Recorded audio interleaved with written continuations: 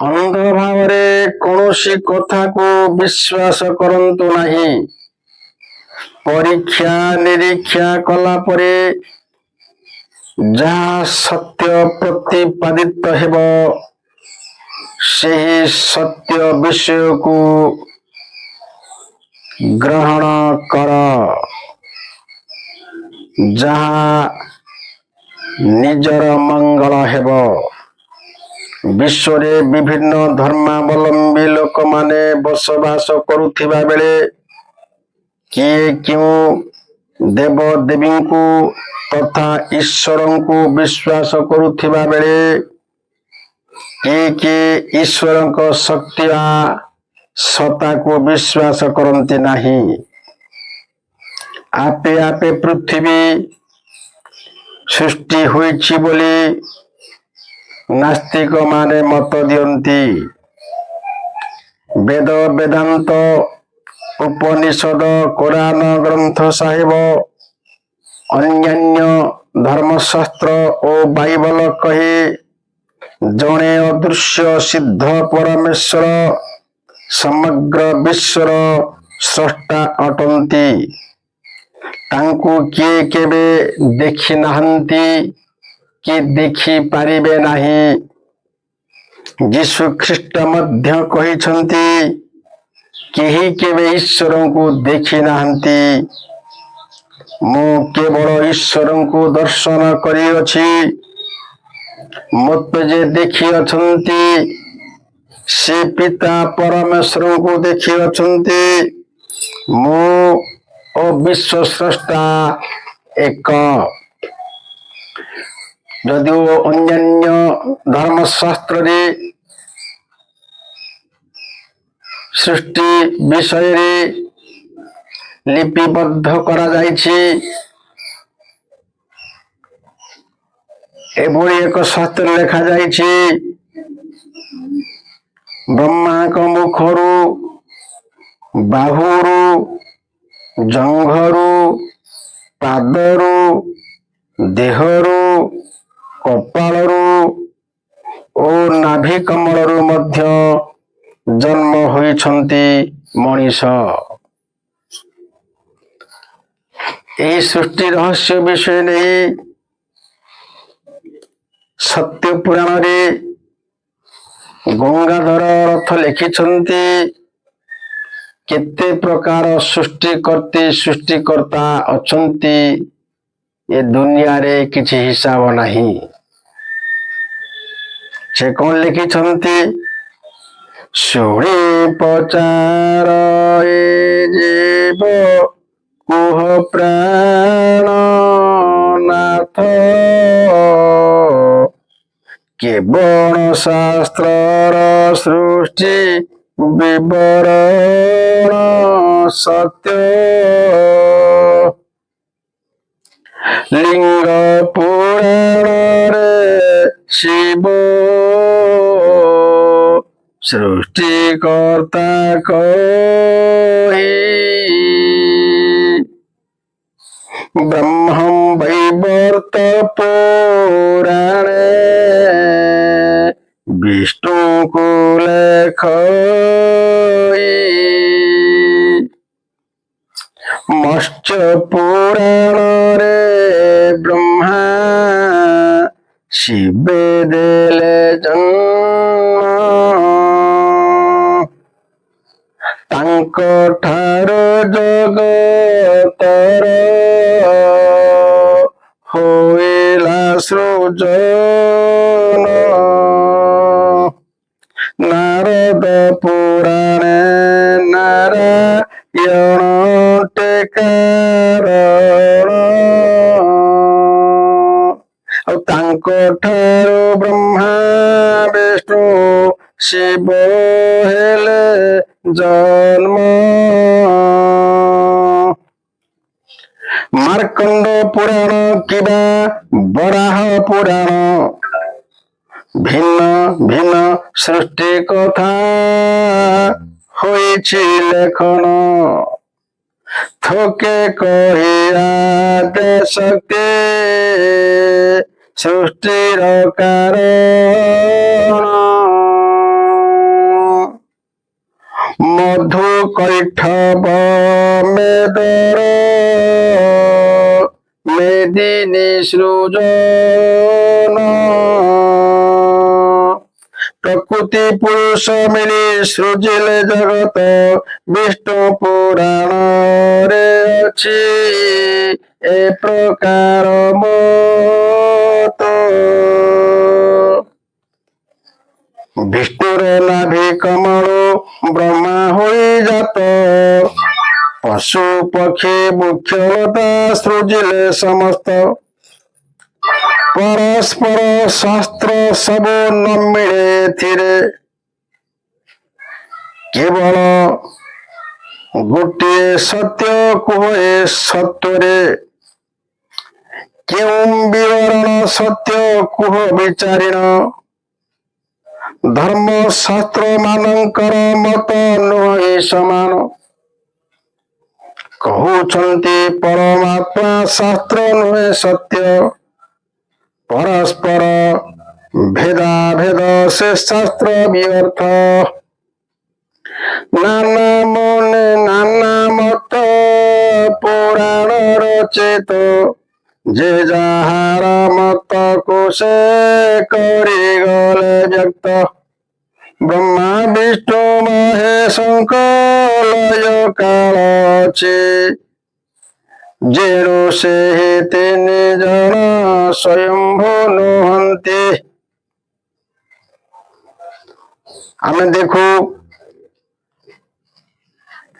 ଦେବଶିଳ୍ପୀ ବିଶ୍ୱକର୍ମା କନ୍ୟା ସଂକ୍ରାନ୍ତି ତିଥିରେ ମର୍ତ୍ତ୍ୟ ଲୋକରେ ଆବିର୍ଭୂତ ହୋଇଥିଲେ ତେଣୁ ଏହି ତିଥିରେ ଶିଳ୍ପୀ ବଂଶଧର ମାନେ ବିଶ୍ୱକର୍ମାଙ୍କର ପୂଜା ଅର୍ଚ୍ଚନା କରନ୍ତି ବିଶ୍ୱକର୍ମା ସମସ୍ତ ଶିଳ୍ପର ସୃଷ୍ଟିକର୍ତ୍ତା ହୋଇଥିବାରୁ ଏହି ଦିନ ଶିଳ୍ପାନୁଷ୍ଠାନ ମାନେ ବିଶ୍ୱକର୍ମାଙ୍କର ପୂଜା ଉତ୍ସବ ମହା ଜାକଜମକରେ ପାଳନ କରି ଆସୁଛନ୍ତି ଓଁକାର ସ୍ୱରୂପ ପରମ ବ୍ରହ୍ମଙ୍କ ଠାରୁ ବା ପରମେଶ୍ୱରଙ୍କ ଠାରୁ ଜୀବ ଜଗତ ସୃଷ୍ଟି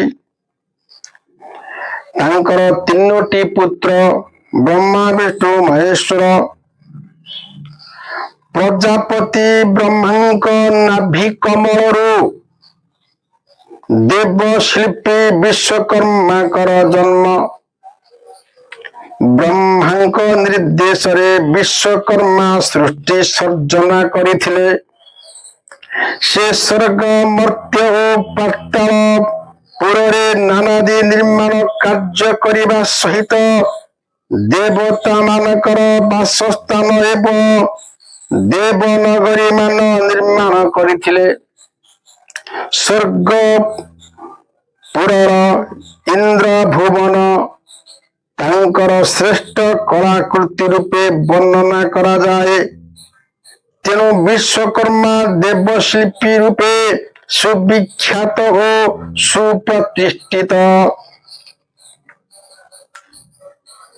ଜଗନ୍ନାଥଙ୍କ ଘରଣୀ ଲକ୍ଷ୍ମୀ ଯେତେବେଳେ ବିଶ୍ୱକର୍ମାକୁ ଆଦେଶ ଦେଲେ ବିଶ୍ୱକର୍ମା ଗୋଟିଏ ମୁହୂର୍ତ୍ତରେ ଚକ୍ଷୁର ପଲକରେ ଗୃହ ତିଆରି କରିଦେଲେ ଏବଂ ଲକ୍ଷ୍ମୀ ତାଙ୍କ ଉପରେ ଖୁସି ହେଇଗଲେ ଆଜ୍ଞା ପାଇ ବିଶ୍ୱକର୍ମା ବେଗେ ଚଳି ଗଲେ କ୍ଷଣକ ମଧ୍ୟରେ ଉଆସ ତିଆରିଲେ ବିଶ୍ୱକର୍ମା କ୍ଷଣକ ମଧ୍ୟରେ ଉଆସ ତିଆରି କରିଦେଲେ ଏହା ଦେଖି ମହାଲକ୍ଷ୍ମୀ ସନ୍ତୁଷ୍ଟ ହୋଇଲେ ତୁମ୍ଭେ ଆଜି ପୁତ୍ରପଣ କରିଲ ବୋଇଲେ ଏହି ଦୁନିଆରେ କେତେ ପ୍ରକାର ସୃଷ୍ଟିକର୍ତ୍ତା ଅଛନ୍ତି ସୃଷ୍ଟିକର୍ତ୍ରୀ ଅଛନ୍ତି କାହାର ମତ କଣ ଅଶେଷ ପ୍ରକାର ଭକତି କେ ଜାଣେ ଗୋବିନ୍ଦର ଗତି। କିଏ କେତେବେଳେ କୋଉ ପ୍ରଭୁଙ୍କୁ କିଏ ବିଶ୍ୱାସ କରୁଛି, ତାର କିଛି ମୁହୂର୍ତ୍ତ ପରେ ସେ ପ୍ରଭୁଙ୍କୁ ସେ ପରିତ୍ୟାଗ କରିଦଉଛି। ବିଭିନ୍ନ ପ୍ରକାର ମତବାଦଟି କିଛି ମୁଣ୍ଡ। ଆଜି ଗୋଟିଏ ପ୍ରଭୁ, ଆଉ କେତେ ଦିନ ପରେ ଆଉ ଗୋଟିଏ ପ୍ରଭୁ, ଆଉ ଗୋଟିଏ ଦୀକ୍ଷା, ତାପରେ ଆଉ ଗୋଟିଏ ଦୀକ୍ଷା।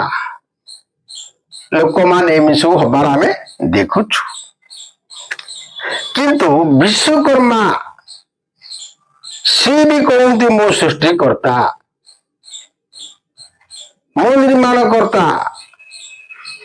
ବ୍ରହ୍ମା କହିଲେ ମୁଁ ସୃଷ୍ଟିକର୍ତ୍ତା,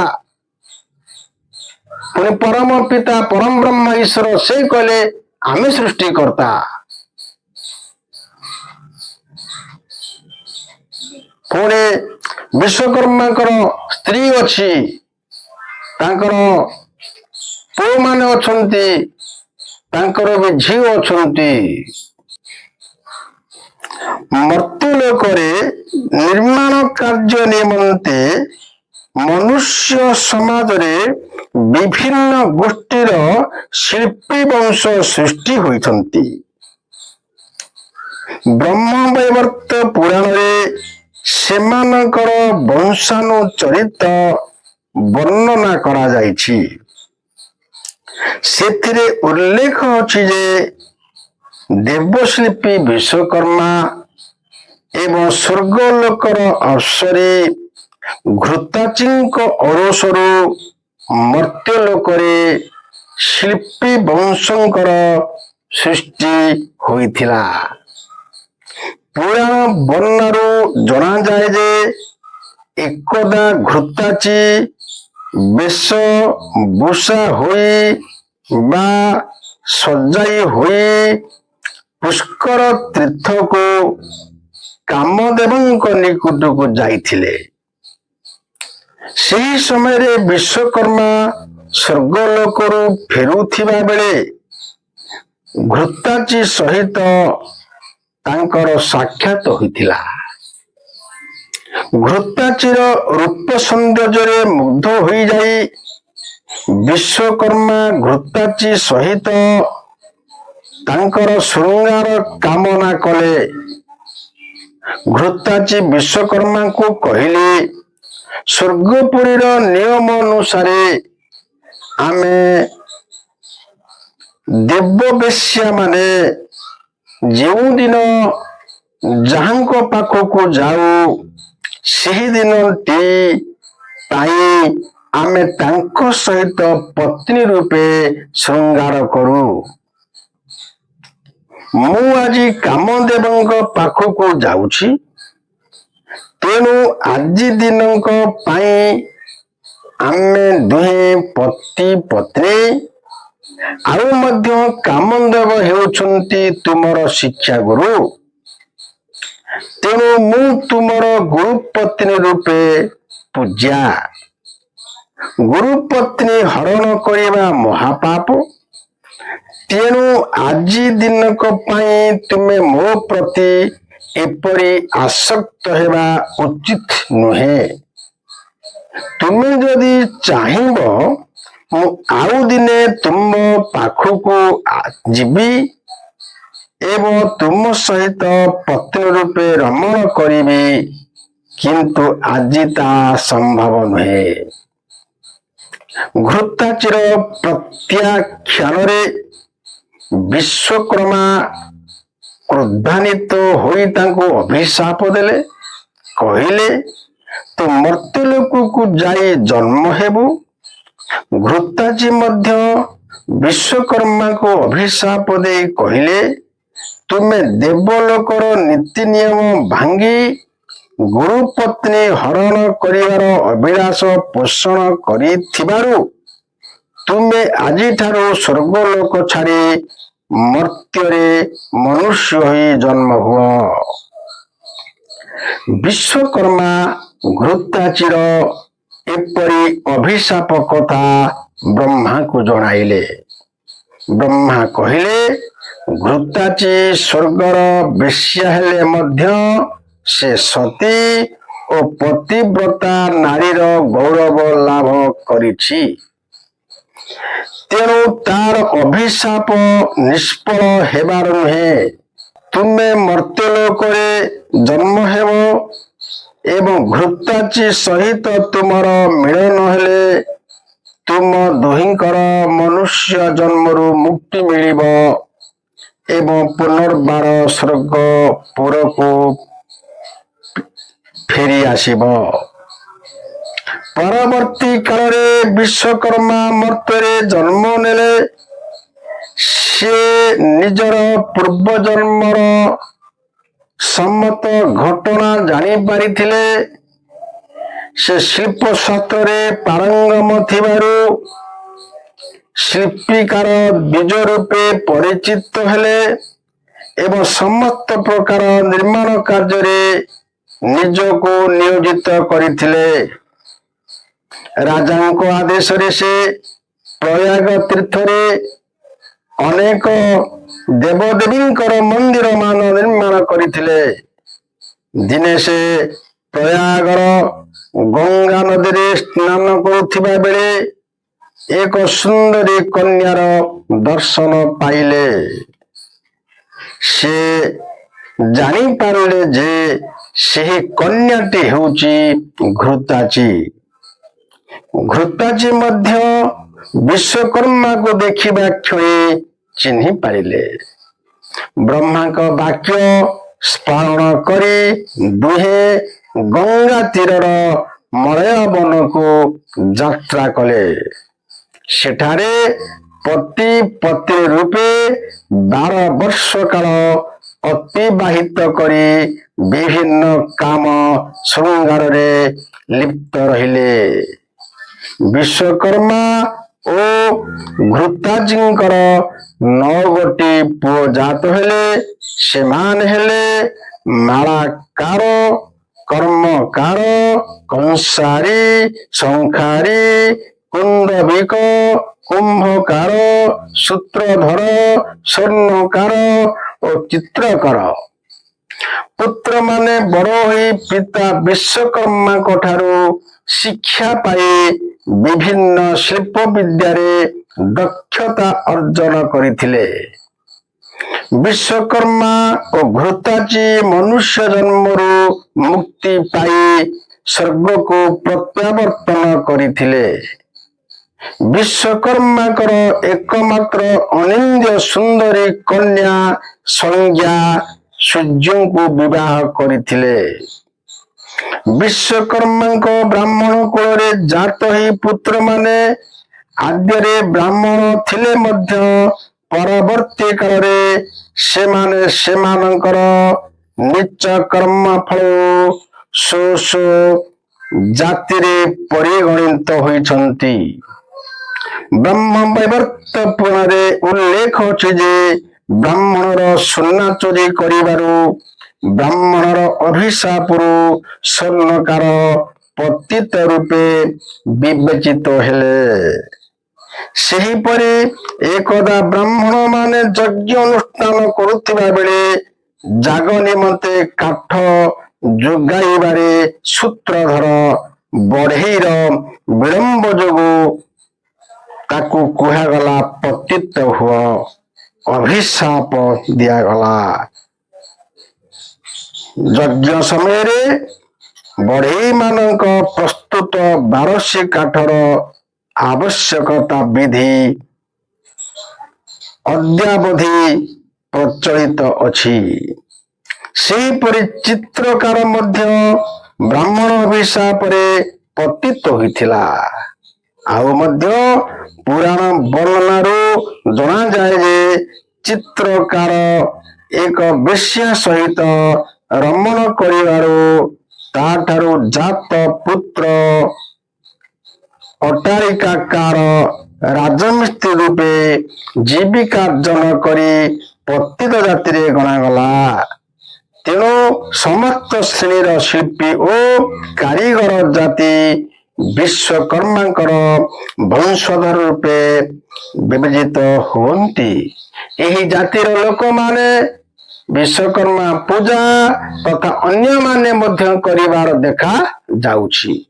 ତେଣୁ ସତ୍ୟ କେତେ, ମିଥ୍ୟା କେତେ, ବାସ୍ତବ ଅବାସ୍ତବକୁ ବିଚାର କରନ୍ତୁ। ରହୁଛୁ, ନମସ୍କାର।